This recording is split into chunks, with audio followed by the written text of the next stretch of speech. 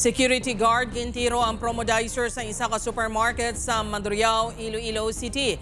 Pagchismis sa gwardya ginatudlo ginhalinan sang pagpangluthang. Ini ang gintutukan ni Kim Salinas. Napuhag ang shoppers kag mall goers sa isa ka mall sa Mandurriao, Iloilo City. Las 4:37 kahapon sa hapon. Ini matapos nga ang mismo gwardya sa isa ka supermarket. Gintiro ang promodizer sa fish section. Ginkilalang gwardya kay alias Josh, 37 anyos.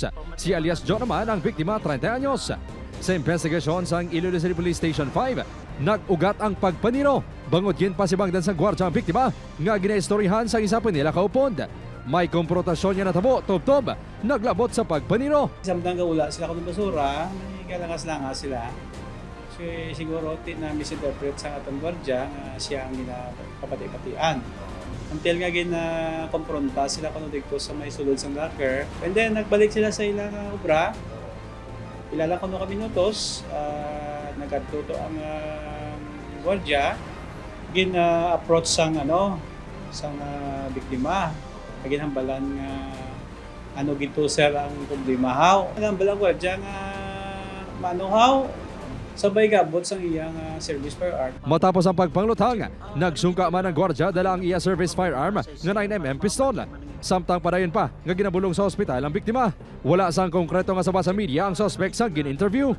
Pwede mo kami masaysayan para mapatiyaman ng imo siningasay. Nagpaiway naman ini nga maghatag sang dugang pangapayag sang ginpagigangutan sang news team. Apang patag sini sa kapulisan. According sa iya na impitosa ko no.